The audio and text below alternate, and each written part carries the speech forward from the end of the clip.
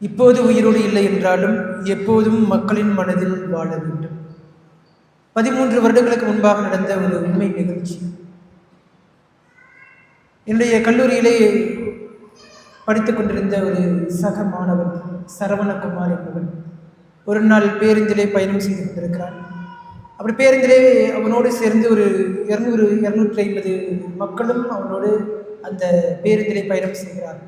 திடீரென்று அந்த பேருந்து கட்டுப்பாட்டை இழந்து விடுகிறது, தாறுமாறாக விடுகிறது. எல்லாருக்கும் அச்சம், குழப்பம், என்ன செய்வதென்று தெரியவில்லை.